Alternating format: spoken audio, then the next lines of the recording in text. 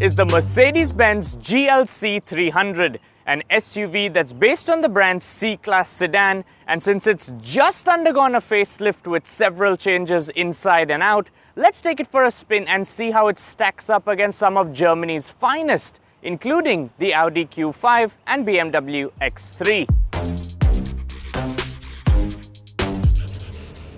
Now, on the one hand, ever since Mercedes-Benz changed its naming strategy a few years ago, understanding its models has become a lot easier. The GLA is an SUV that's based on the A-Class. The GLC is an SUV that's based on the C-Class. The GLE is an SUV that's based on the E-Class. And the GLS is an SUV that's based on the beautiful S-Class. But the same cannot be said about the numbers that follow.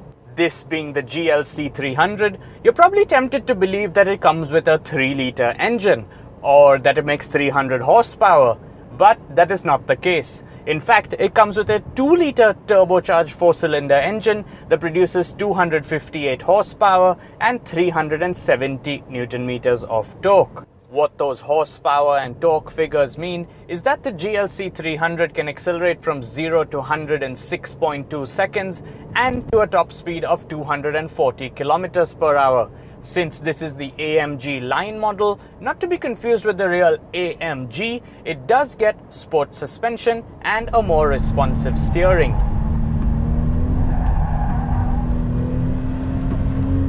In terms of drive modes, there are 5 you can choose from: Eco, Comfort, Sport, Sport Plus, and Individual, with the last one allowing you to individually configure settings for the steering, throttle, and electronic stability program to suit your driving style.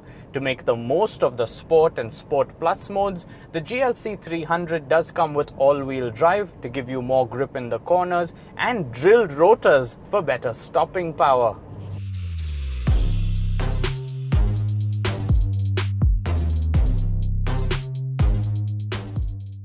As far as design and quality are concerned, the cabin looks and feels expensive from the very first moment, with lots of leather and soft touch materials complemented by dark wood trim along the dashboard, door panels, and center console. Since our test car is fitted with the AMG line style pack, we do get sport seats that are a little bit stiffer than those in the standard car, and a new flat bottom steering wheel that both looks great and feels great. Part of the facelift is also a new 12.3-inch digital instrument cluster screen that can be fully customized to show information that's most relevant to you. Space in the back is good, with more headroom and legroom than one would expect, but you'd still be limited to carrying just 2 adults because of the high transmission tunnel. It's good to see that the same leather and wood that has been used in the front has been used at the back, with minimal amounts of plastic, and for added convenience there's independent controls for the AC system, as well as 2 USB charging outlets and a 12-volt outlet. Being a Mercedes, and quite an expensive one at that, you're likely to expect the GLC to have a lot of features. And it does, but just not as many as you would expect.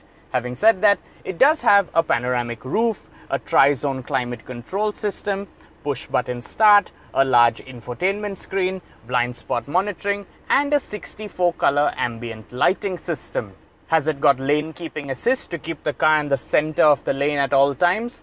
No, it doesn't. But it does have lane departure alert that vibrates the steering wheel just a little bit to let you know that you are leaving your lane. Has it got adaptive cruise control? No, it doesn't, but it does have a regular cruise control as well as a speed limiter. Has it got seat heating and cooling? No, it does not, but it does have memory seats for both the driver and passenger. From a styling perspective, the GLC does look a lot nicer after its facelift. And to show you the difference, I'll put up a picture of the older model on the screen now. With the new multi-beam LED headlights, the GLC does look a lot more muscular.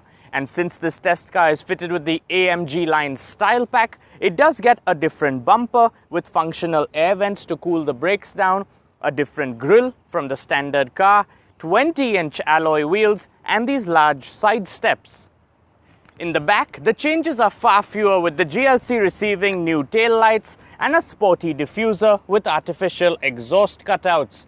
Boot space measures in at 550 litres, which is in line with the competition. And since there's no spare tyre, there's a lot of storage both above and below the cargo floor.